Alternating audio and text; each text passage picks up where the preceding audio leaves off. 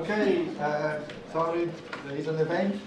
I'm sure you like the pizza, but we also have the business. So you can eat your pizza and we have to talk. So welcome, and I'm Giovanni Zanaldo, the director of the Youth Center for International Global Studies.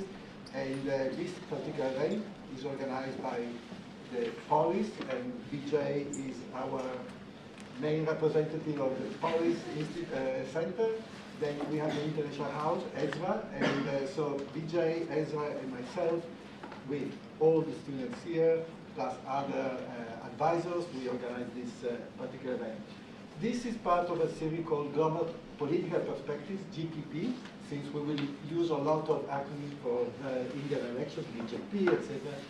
This is Global Political Perspective is a series that the International House, Polis, and DUSIS have been organizing for more than a year now. We cover different elections around the world. The idea is really to feature our wonderful students who are on campus and they know a lot about their own country. So the idea is to provide other students, faculty, and community members with their perspectives on elections on their own country. So we have events in Brazil, Argentina, and other countries, and today we are going to talk about a small election, since 900 million people have the right to vote, which is the largest election in the world.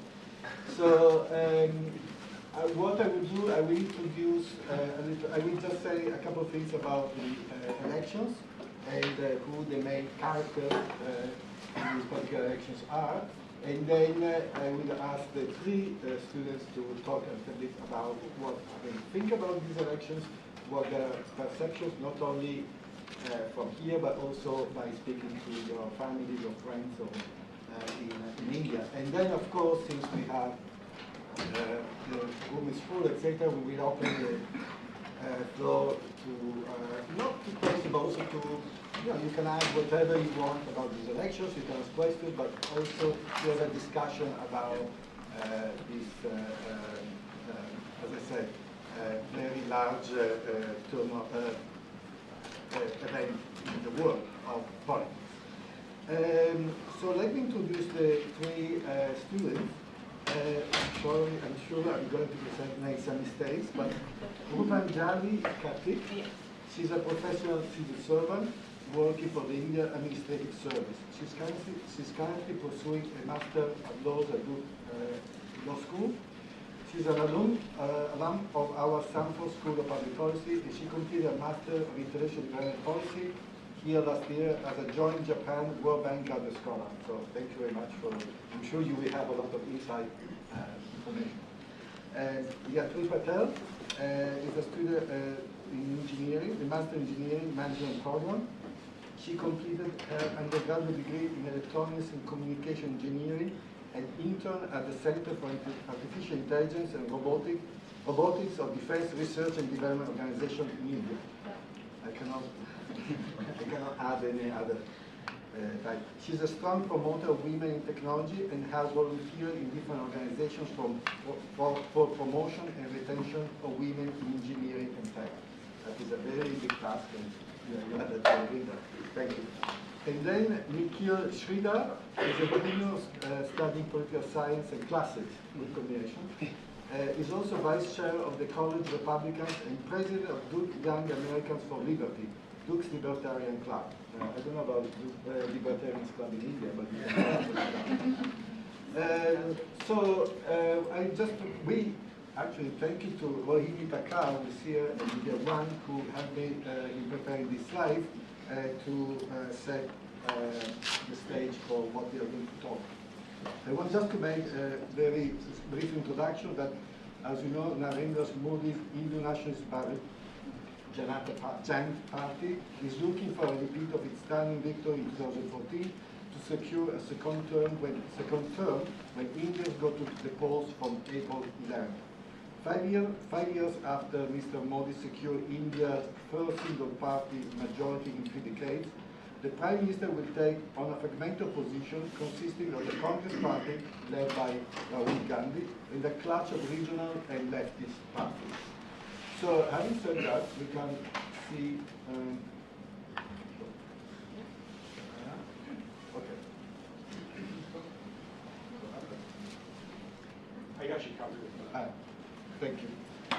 Okay, so these are the, as I said, the main characters. So we have Rahul Gandhi, who is the president of the Indian National Congress, known as Congress, and is part of the UPA alliance. Then we have Prime Minister Modi, who has been Prime Minister of India since 2014. The BJP is the party, and then is part of the NDA alliance. Now, these are the three other politicians to watch. Yadav is the president of Samajwadi Party. Mamata Banjari, she's the chief minister of West Bengal. And then we have Kumari, who is the president of the the BSP. BSP, right, thank you. So these are, next one. Can we, next one? So these are the main issues at stake. These are really main issues because I'm sure there are many others. So one is unemployment. Since the 1990s, the country has struggled to generate enough jobs for its mass of young people, which is really something that is going to have a weight in the polls. As you can see, there are some figures. Another issue is that Indian farmers have staged numerous protests in recent years for various reasons. And we see that there is a really clear divide between urban and rural areas in terms of their support for Modi, in urban areas, and Gandhi and the National Party, the Congress, party in the rural areas. National security, this is, it's an old story, but it's also new in the sense that there are some new tensions between India and Pakistan. Particularly related to Kashmir. As I said, it's not new, but there have been these skirmishes in February which have, in a way, ignited all problems. Now there is also alleged undermining of democratic institutions and processes. Modi in particular has been accused of interference. And then social media abuses and fake news. So this is probably a very global issue.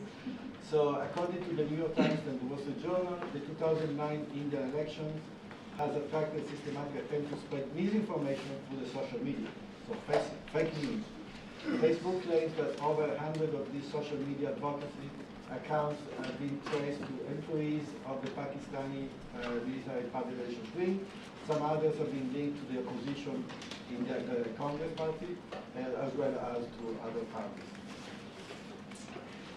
Other issues, which is something we will discuss about the rise influence of regional parties, unpopular tax. This is something that people are pretty resentful about against Modi. And religion, which again is not a new issue, but is getting again traction in these elections. Thank you. So these are general poll. There are key issues. We can leave these up. So maybe when we have a discussion, we can refer to them. But again, you can look at the different problems that have been really big concerns for these elections. If you go to the next one, just to show, these are poll on candidates. So these are what is the most likely outcome after the general election is a Modi-led NDA government. So led again by Modi, but it's going to be a coalition rather than just one party. The likelihood that Congress led by Gandhi is almost 9%, and then you can see the others. So these are just to give you a background of what is going on in India right now. So I would like to open the floor to your comments and what your take on these elections are. The characters. Thank you.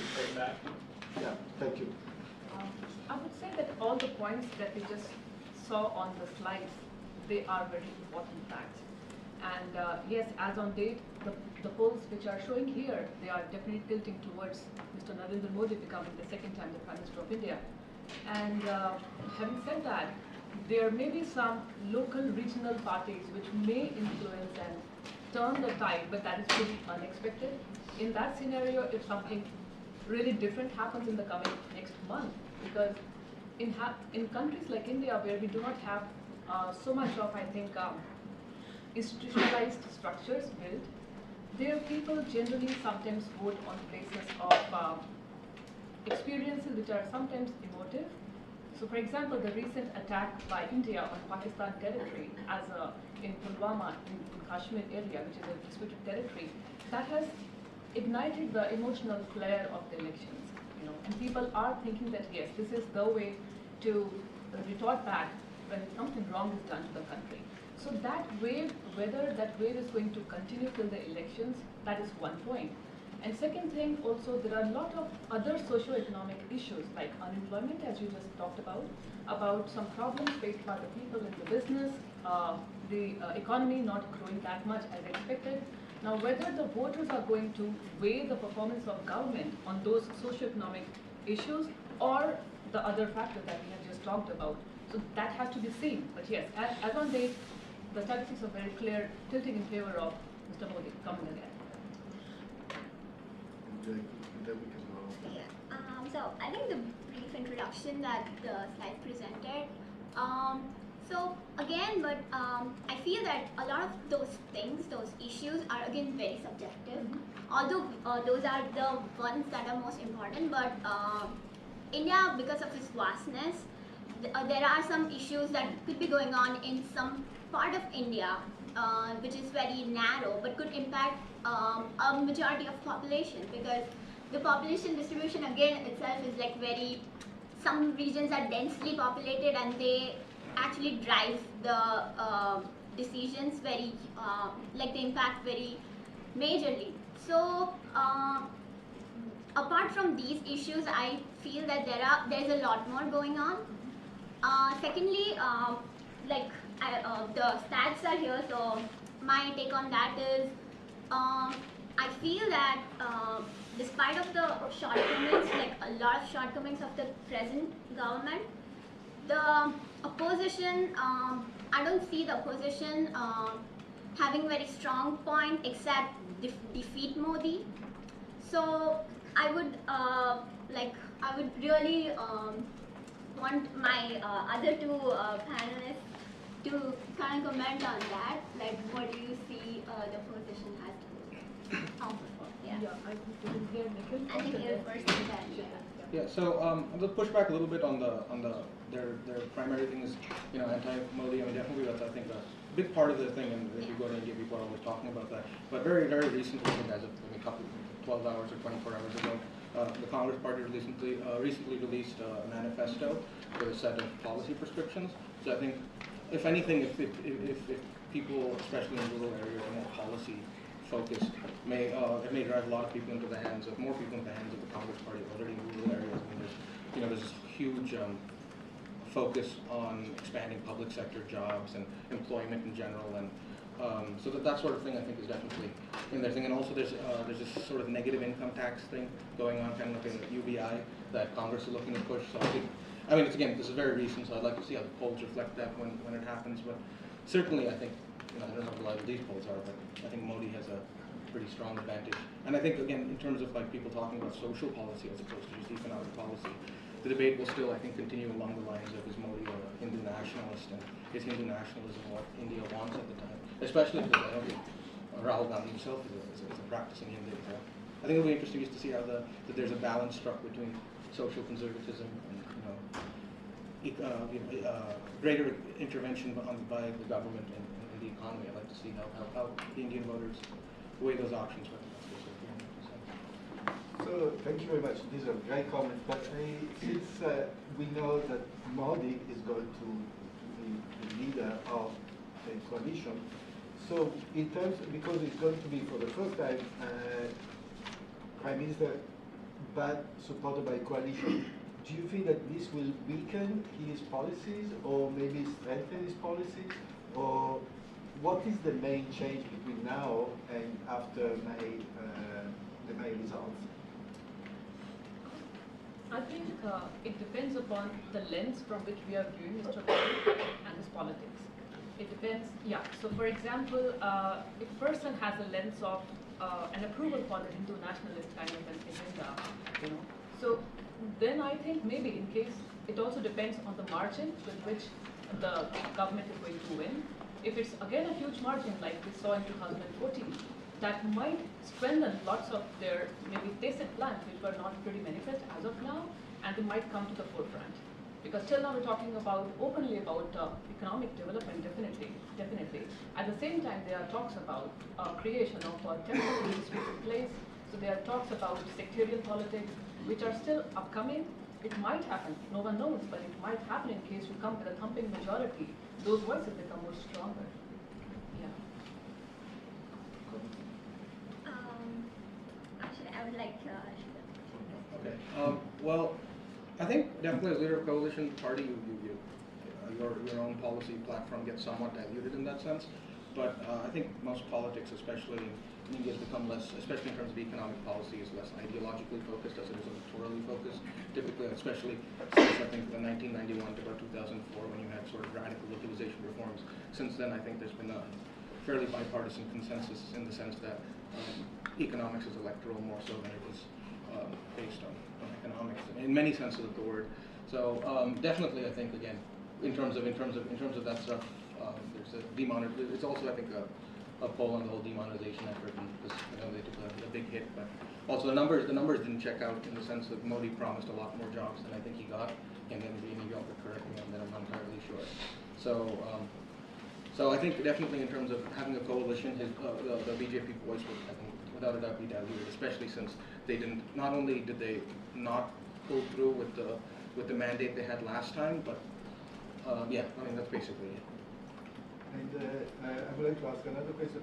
So, based on what we have been reading, probably from your friends in India, what are the main changes Modi is going to undertake after being re-elected in terms of main policies, both domestic and also in terms of foreign policy?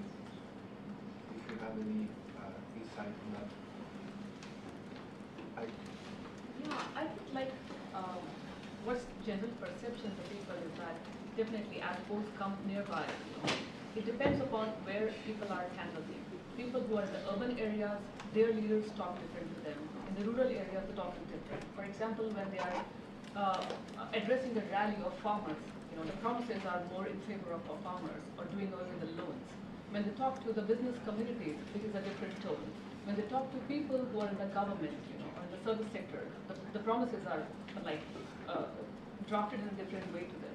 So there are different rhetorics going on definitely as of now, but we have to see that, as Nikhil also said, that in the last 5 years, the promises with which Mr. Modi came, and people gave him, there was a hope actually, genuinely a hope in a party which was Hindu nationalist. So many people who were secular-minded also thought of that, okay, let's give him the party a chance. But because those kind of promises we have not lived up to in the last 5 years, so depending upon what is the parameter of judging the performance of government, if it's purely socio-economic things might not be as rosy as they seem. But if it's a mix of rhetoric and maybe the sentiment of national security and other things, including religion, the things might be very different. I think most of it would be continuing what he has he promised of doing in the past 5 years. Most of it.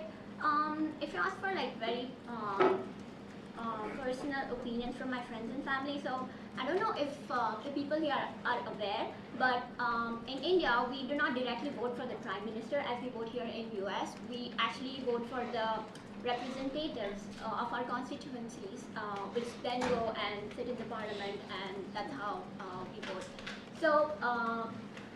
So it again then depends on the candidate, the constituency candidate, and how the constituency itself is. So if it's like she mentioned urban versus rural, then the promises are like very different. Also because you have local elections too, so. Well, certainly more than doing things, I think you'll see an absence of the things that Congress will do, because Congress certainly has made fairly large promises, especially like I said in its manifesto they recently published. Of course, nobody ever sticks to these things, but even in terms of shifting the origin window, I think it's done something. So I think you won't get these massive expansions of public works and things like that. Though you'll still see, you know, a trend towards in the same Modi direction. That's what I think. I think you'll still see, you know, this idea that just fostering these ideas that maybe trade isn't the best thing for India, or greater scaling, because it's more bipartisan, but less so, of course, BJP. But the idea, you know, skepticism towards more private education at the primary levels, things like that. I think you'll definitely continue seeing that sort of stuff happening in India, though again, not to the extent that it'll happen under Congress. So, and I would like to ask another question about the process, because it's a very lengthy process. There are 7 this year. Last time was 9 different stages.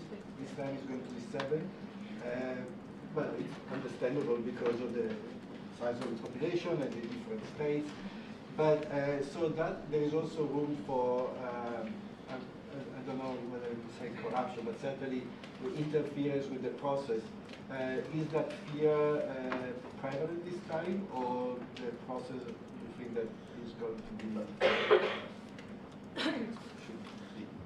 I would just share my experience of working as civil servant, and I have conducted myself elections at the state level, and so my understanding has been, at least the areas where I have served, and India is a vast country, it's very difficult to gauge everything in one state, but the area in the north part of India where I have worked, I have seen systems to be very fair. So at least in my thing, I have never seen an incident where, and if at all there's an incident of anything going wrong, then there's a recall. So that kind of a structure in election is there, which is a very good thing. And it is the largest election machinery which comes into operation, and they're all the government people who are working for the government. And so there is a security of tenure for those people, so they don't have to be actually bothered by someone politicking with them, because they will lose their job if they say no to someone. So given that kind of a backdrop and my experience, I think the system for conducting elections are pretty robust. And but as far as the phase of elections is concerned, again I would comment, definitely there are different views which say that there may be an influence in favor or against a particular party because it's a 1 month plus stretch. So that swing might affect one or the other party in whichever way the swing goes, for sure. Having said that, the primary rationale which I see from the viewpoint of security is that we have limited central paramilitary forces. And those forces are deployed and rotated in different parts of the country for having the peaceful elections. So it's not only left to the states and the state police to take care, but there's a presence of central paramilitary forces as an objective third person. We also have observers from across different parts of the country crisscrossing. For example, if the civil servants who are posted in one part of India, they go to the other part of India to be observer where they have never worked earlier. They don't even belong to that place. So just to keep an independent check and a third eye.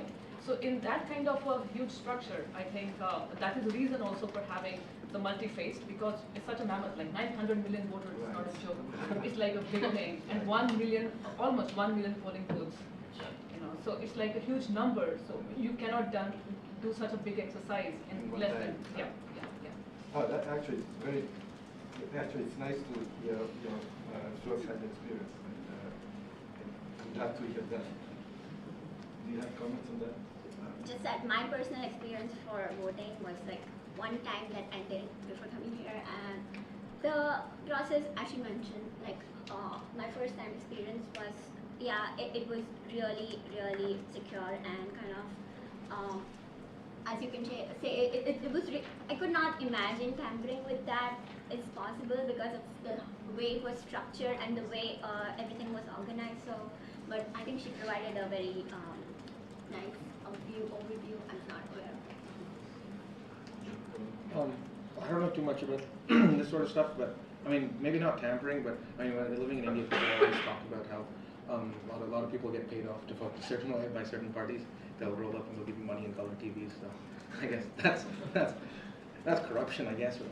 But at least we get money in color TVs, you know. So. I never got one.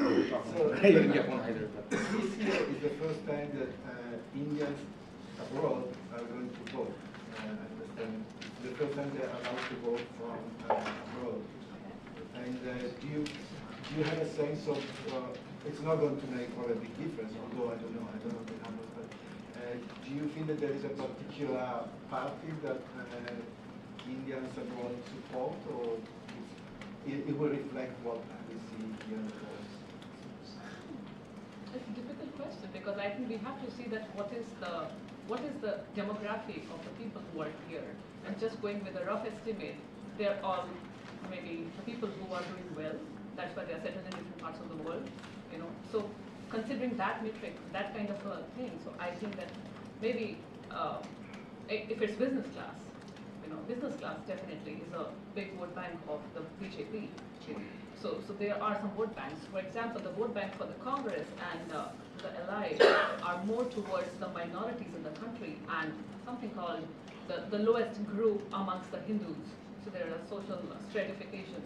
So that particular section of the society, along with minorities, they are generally the vote bank. Of course, there's a change in the vote bank for sure. Every time we see there's a change and there is a withering away of some base or the other. But considering that kind of a thing, maybe the people who are from other parts of the world might be, again, moving towards Mr. Modi, depending upon. That's my take. No, I think I mean, I think most importantly is how closely apathetic people are when they go out leave the country. I mean, I'm not allowed to vote in India, but I don't think I would. And that's very true for even the person who's living in India. It's a bit, I mean, voting abroad, I mean, my parents are citizens in America, American citizens, and they live in India, and I don't think they bother voting here. There's just so much of it. But, you know, they're certainly political people, they have opinions. But, yeah, it's a big hassle to vote from abroad generally. So I don't know what the process is with India, but at least in It's the first time I think that yeah. I'm not aware about like what are the dynamics, how the procedures are established. It might be, in case it's like problematic, the procedure is pretty long. Yeah. That it might be a good disincentive not to vote. Mm-hmm. So thank you very much for all this great comment, and we will continue. I want us to introduce Mr. Rao, since thank you very much for being here. And I know that you will probably know more than anybody else in this room about what's the mood among the Indian community here, and if you would like to say Thank something. you, Dean. Well, first of all, it's a pleasure to be at Duke. My name is Steve Rao. I'm a senior member of the City Council of Morrisville, serve as Mayor Pro Tem. I've got a daughter most likely going to Carolina, but it's always great to be at Duke. And I just wanted to, first of all, thank the students and for you to organize this. My perspective is actually quite unique. I just returned from India with our Secretary of State, along with Swadesh Chatterjee, who's actually one of the most influential Indian Americans in the United States. He's a Padma Bhushan winner. He's also the chairman of the U.S.-India Friendship Council. So I was actually also at the U.S. Congress last week with him. And we attended, at his request, at the invitation of Chief Minister Banerjee, the Global Business Summit in Kolkata. So I was there for about a week with Mr. Chatterjee, the Secretary of State, and it was a fascinating experience. I will tell you that I didn't know that 8.3% of the polls, but every Indian Times I had something with Rahul Gandhi saying, and it reminded me a little bit of American politics, the banter back and forth between the Prime Minister and Rahul. But my insight is twofold. Number one, it's the first time, my parents are immigrants from India, so it was the first time I'd been back to India in 8 years. And I did notice significant improvements in the infrastructure of India, just notable differences, just in terms of the roads, it looked like more people in India were making money. I also sensed a lot of energy with the young people. When I told Mr. Chatterjee when I came back, I actually felt bored because there's such an energy with the young people of India. It's such a young country. And, you know, I guess my question is, you know, oh yeah, and then the final tidbit, which I know Duke University will be so proud of, is that the Secretary of Finance, Trade, Commerce for the entire state of West Bengal is a PhD professor from Duke. Good.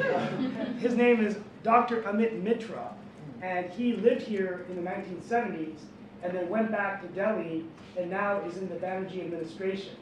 And so, interesting opportunity. He posed me with a challenge when I came back, and so I'm going to throw it back to the question to you is, where are the opportunities for North Carolina and for companies in the U.S. to do business with India? And that's what I've been trying to get in my mind is, if Modi is reelected, will there be continued improvements in infrastructure, and will that maybe be opportunities for energy for our energy companies in there. We think there could be opportunities in agriculture with the innovation at universities. So, you know, I don't really have much to add, although I just wanted to bring that perspective. The final thing I'll leave you with is that one thing at in Washington for a late dinner, one of the things that Mr. Chatterjee wanted me to look at is getting more young people involved in the U.S.-India Friendship Council.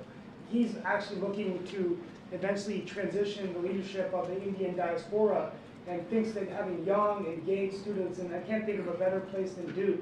So if you're interested in learning more about how you can engage on this journey with us, we are, the good news is, we are probably going back next year, and we're going to be taking a delegation, so we'd love to maybe take some students, and we're going to work with the governor to try to go to some different cities. So I don't have much more to add than that, but it's an honor to be here at Duke University, and I'm here to take any questions after, and just want to thank you all for putting this plan together. Just a very quick question about the Indian community in the Triangle area. Yeah. So do you have any sense of whether they are going to vote? Because it's the first time they're allowed to do that. And Yeah. what is the mood? Well, first of all, I'm getting a lot of Facebook invitations to Modi watch parties on my Facebook. And so I feel a little bit ignorant that I did not know that you can vote for an election if you live here. So the town of Morrisville, our population is 30% Asian Indian, about 9,000 citizens, but about 3,000 of those vote. So there's still a lot of non-US citizens, but I'm assuming that a lot of those are dual citizenship or they're still Indian citizens. So I would assume, yeah, and I'm seeing a lot of these Modi watch parties pop up in Cary and in Morrisville. So I am noticing more than normal a real focus on this election. And so to answer your question, yeah.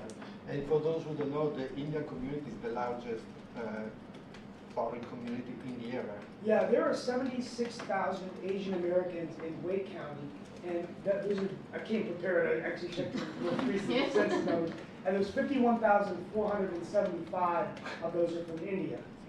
So that's a significant amount, with Morrisville being 30%, Cary about 15, but Cary's 169,000. So I often joke, even though I grew up in West Virginia, it's fun to lead a city where I can start my day with the Italy Dosa, I can listen to South Asian music on my own radio show, and I can play cricket in Church Street Park and end my day. So it's such a strong influence, and I think we have great connections with India that is good for the universities. I know that we're starting a modern India studies program at UNC, but I mean, I think Duke's doing great stuff. Yeah, like we this. have initiatives. You have initiatives here, so but yeah, it's a huge community, and I'm just glad to see some of the Indian American leaders and students here today. So Thank you very much. thank you. So now I open the floor to comments, questions, since we have a very large audience. I'm sure that there are going to be interesting comments or questions for our panelists or just comments. Anybody? Me? Hi. Hi. So I just had a question, looking at these poll numbers, is there no lasting effect from the demonetization? That such a spectacular failure and devastating effect, especially in rural areas? What do you say? Yep. You can go first. After you. No, I'm working actually this summer in like monetary and financial economics. I should know more about this stuff, but I don't. But I think it disproportionately, to my knowledge, has affected a lot of poorer communities than wealthier communities, and of course there's a whole macro effect if you hit the GDP. So I think in terms of hitting the poorer communities, though, I think they're anyway going to vote for Congress. So I think in terms of electorally, I don't know how hard it will hit Modi, but that's just my 2 cents. I don't know too much about this stuff. I was thinking, Corey, like there are multiple things going on, specifically about the demonetization. One, it happened almost like 2 or 3 years back. So that's Memory, recent history. so it's memory. People have become used to it. That's one thing. At the same time, there are some remnants of that because there is a farm crisis. The agriculture sector is in distress, as per record. So because of that, there might be a positive or maybe a negative vote against the present ruling party from the rural belt of India. In that particular thing, like in Indian elections, we are pitching for 545 parliamentary constituencies. In 545, if any party or a coalition is able to go to 272 or 300 mark, that's it. So there may be a lot of maybe 225 or 250 odd seats which are there, which are against the main wave, but still the party or the coalition may be able to form a government despite not having the majority in the country. For example, in 2014, Modi government got majority in 10 Hindi-speaking states of the country, and they got 90% of the votes there, and that's it. For rest of the country, they were not having like very like scanty kind of results. Right. Despite that, he became the prime minister, and the party, the coalition got a majority. So it depends. In India, such a vast country, so even if there are some pockets, or maybe huge portions, or huge states, which are maybe going to against this tide, still the elections may not be favorable according to them, and it may still favor the party who is able to cobble up the numbers and form a government, Okay. despite all this. Yeah. Hi, so what about the state level and state level elections? How is the NDA gonna do in the state level elections in the non-individual? The state level elections, you mean to say that the present election that we are talking about at the state level? Yes. Yeah, here also it depends. For example, for example, as a political strategist, you don't need to concentrate on every state in India. There are states because it is on the basis of population. Uttar Pradesh is called UP. UP is having the population more than Brazil. Now that particular state sends 80 members of parliament straight away to the parliament. So therefore it's considered to be the gateway to Delhi, right? So if the political strategists focus on such big states like Uttar Pradesh, like UP, or West Bengal, from where we just heard the comments, so there are a couple of states which are going to send 40, 50, or like 80 MPs, and if you're going to concentrate on those 5, 6 big numbers and rest is the Hindi belt, you are safe. So they are not considering a pan-India kind of a thing, though they are trying to match the like alliances in different parts of the country. Some may work, some may not work. But still, to be on the safe side, they don't need to do an all-intensive exercise. They can still be safe, regardless of what the states are going to give a mandate, if they have a robust number in a couple or those big states. Yeah, it's very targeted. It's very hard. Sorry, just. Yeah. So I guess if we take the rhetoric out of it, we're looking just okay. If we take the rhetoric out of it, and we're looking just at, let's say, defense policy, for example. Is there a continuation between the India government and the Congress and India government, other than like certain like financial, like maybe like they spend more on defense or they spend more on certain things? Is there actually a tangible difference between the different governments? I'm sorry, I'm not What's the big difference between what Congress party Yeah. policies are and what Yeah, the difference BJP? between You take the rhetoric out of it, main, is there a difference? yeah, if there are differences, policy differences between the two main parties, despite the Would you rhetoric. like to say? Maybe I don't want to like hijack. Dominic?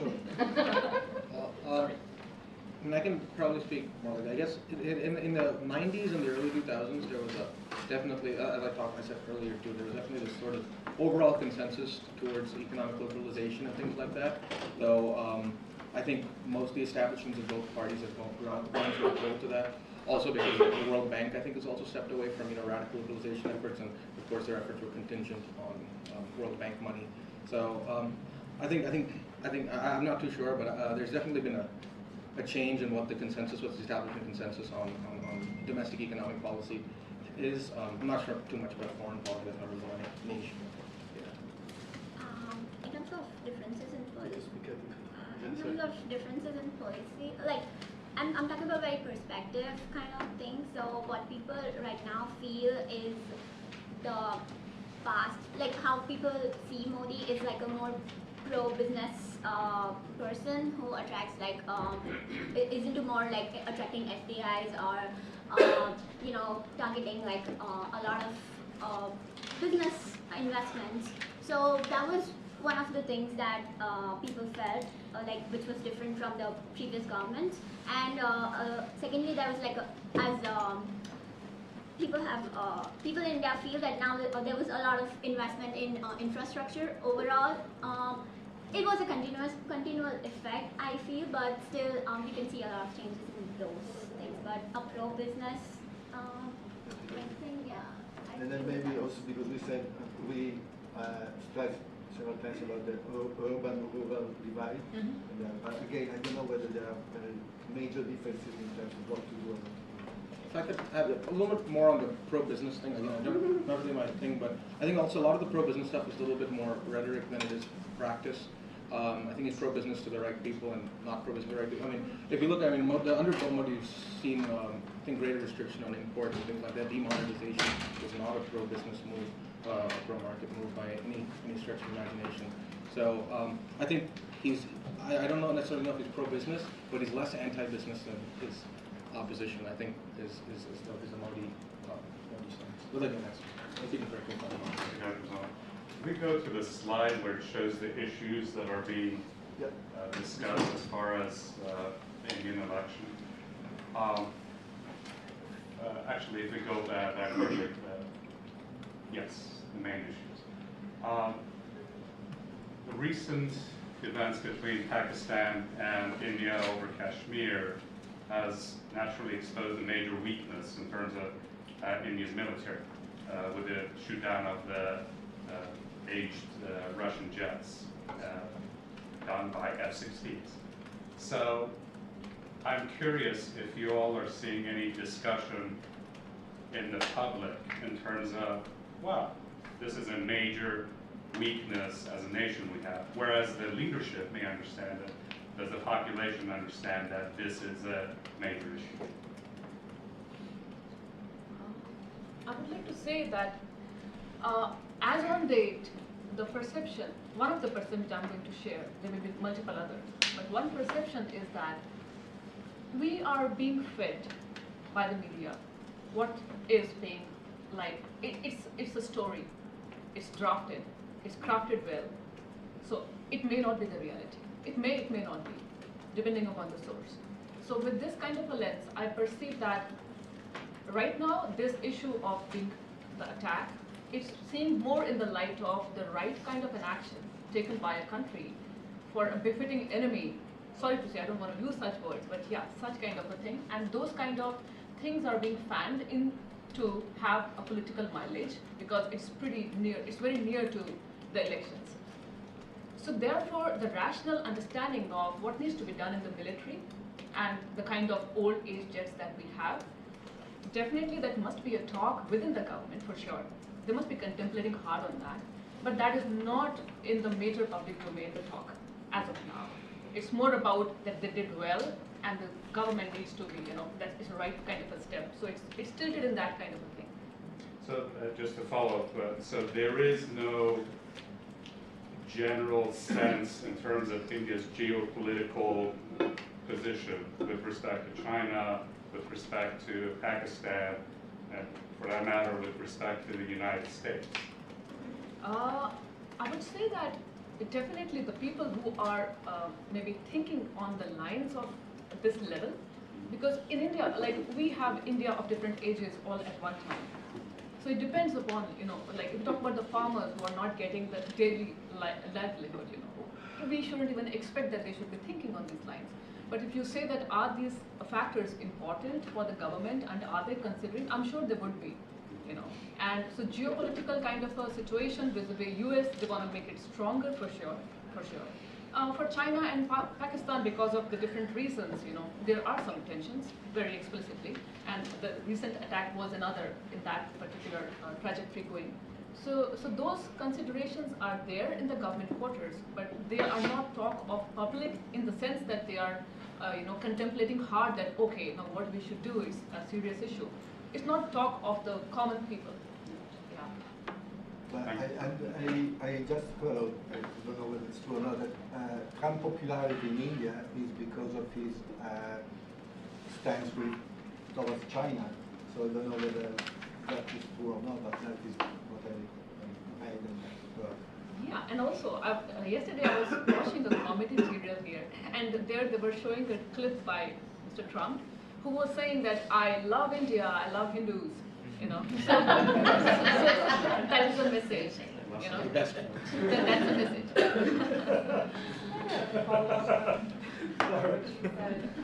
In respect to the Kashmir issue, you said that what is shown on the media is a crafted story, which really frames the issue as an us versus them, right versus wrong, instead of an like a presentation of what the facts are. And my question is, isn't that extremely problematic? Like when you turn on an Indian news channel, it's not minutes, it's just a dog fight of like people yelling at each other back and forth, and it's not a civil discussion. And media really frames the public opinion, so is that not a point of concern? Is that not something that should be, I don't know, recalled? Yeah. Would you like to say something? You can go ahead. Okay. I would say that definitely. It depends again, like what is your ideology as a person. Being an Indian, we have multiple ideologies, clearly. So definitely it's a cause of concern. But the point is, are we having that right kind of discussion in the public forum? Answer is not really. Being such a diverse country, we do not find lots of diverse viewpoints in the media. It's generally one kind of a story, So there is definitely, and the kind of credibility of the Indian media and press has gone all-time low, and there are international articles on that. So there are issues, and there are lots of people within India who are secular-minded and who are even with some bent of mind for ABC, whatever political party. They think that these are the issues. But the point is that whether in the context of the present elections, are they the issues for electoral choices? May not be. So they are in the backdrop for sure. Some people are thinking about it, but not vis-a-vis as a strong point for election to make choice for.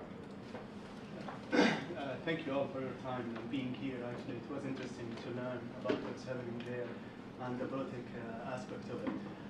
I was just wondering about the industrial sector in India. Not long time ago, 5 to 8 years ago, there was a huge growth in India industry, and I can say it was a promising market, and everybody thought that the economy is going to boom. So what changed in terms of policy, whether slowed that progress? I remember, for example, automobile sector, Tata used to be everywhere, and everybody thought that it was going to be a huge investment, it's going to have a huge bright future, but now there's a huge slow. So what happens? So my take on this is that first and foremost, I think at the beginning of the Modi program, we had India had like 7.5% GDP growth. Very impressive numbers, no doubt. But it's definitely slowed down. I think there are a number of factors for that. First, of course, the demonetization hit pretty hard, and India has had consistently high inflation. I think about 6.5% is what the RBI has, and India does not have central bank independence, not even in name only. So they're constantly bankrolling all sorts of government programs. So inflation is certainly one thing. Nobody wants to invest in that. Again, so there's an impediment to FDI, and in addition to that, of course, import licensing and the skepticism towards foreign companies entering the market is characteristic of Modi's and typically Indian policy since about 2006, 2007. So that's what's really concerning, and it's not just concerning to people interested in the macroeconomics and whatnot, but also businessmen and investors, specifically those from foreign countries. Because I'd be more skeptical to invest in developing countries if I know that there's more political instability with regards to my investments and how and whether or not I'll get return on it. Because even the money there isn't worth anything down the road, right? Could we request your comments on this, because it's your sector? We would like to know from you. What sector is that again? Sorry. About the business, like what is your perception of the business's growth or industry's growth in India in the last 5 years? Okay. Yeah. Well, just based on my interactions with Minister Mitra, I see a tremendous maturation of, well, obviously it's the country of Narendra Modi and Infosys, so I think that there's a strong technology. When I was going for some of the technology cluster meetings, it felt like I was in North Carolina at the North Carolina Technology Association meeting. I mean, a lot of focus on artificial intelligence, data analytics, many of the things that we're hearing even on SAS's campus, you're hearing in India. So I think there's a strong technology growth in India. And I sense there's energy as they're upgrading the power grid. I do think there's an opportunity for solar power, wind power, renewable energy, clean, sustainable innovation. And I think that's an opportunity if India would welcome these companies, and I think there was a huge effort by the chief minister to just welcome. There were over 33 countries at the summit in West Bengal, and I mean, I was joking with Governor Cooper that, Governor, do you work as hard as this chief minister? Because not that Governor Cooper doesn't work hard, but very aggressive in terms of coming with specific projects that the chief minister was selling to Europe, Czechoslovakia, Russia, China, and we had a small delegation from the United States.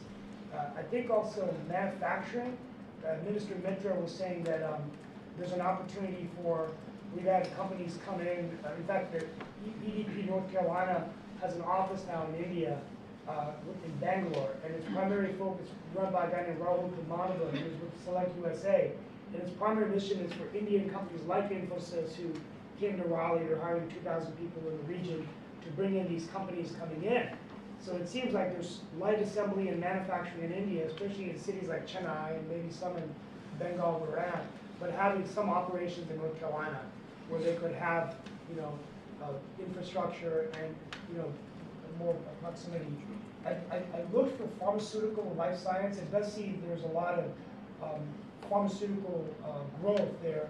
We're producing generic drugs, which Congressman Ro Khanna yesterday or last week at the Congress was speaking, and he basically said that there's an opportunity to partner with India in the U.S. market where drug costs are going up, and so that could be an opportunity.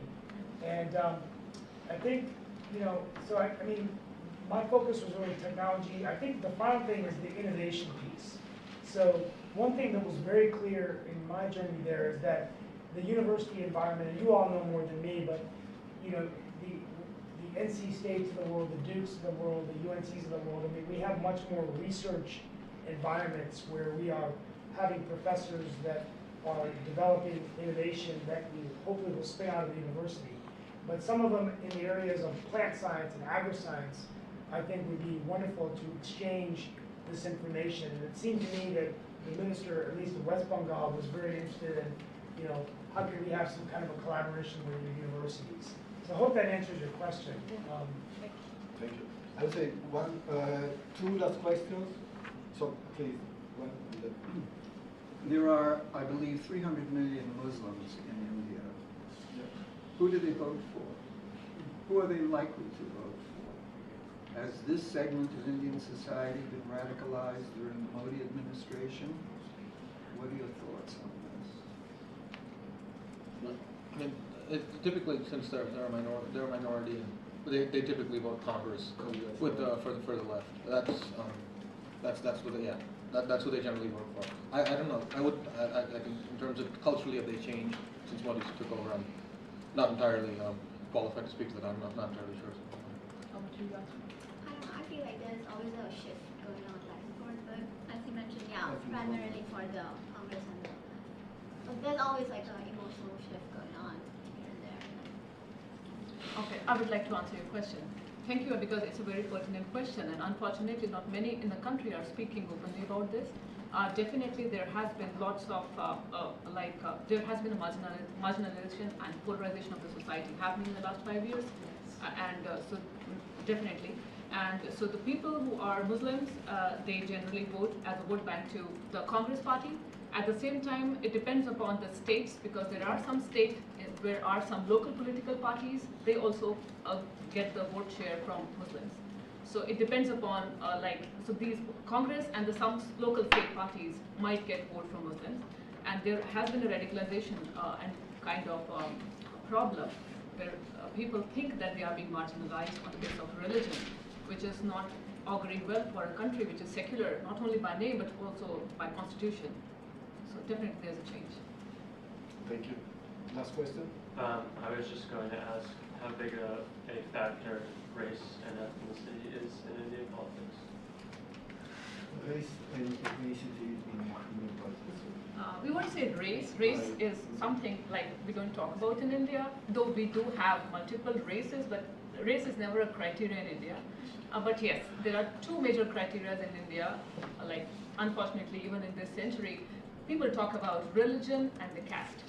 So these are the two factors, and we cannot say that Indian politics, whether the national or even at the state level, is regardless of the party, So they do have vote banks depending upon the caste share and upon the religion. So these are the two factors which we cannot ignore in India. So I would like to thank you, the three panelists, and this has been very informative. And also, Mr. Rao, thank you for your comments, and hopefully you enjoy learning from them. And see you for the next elections.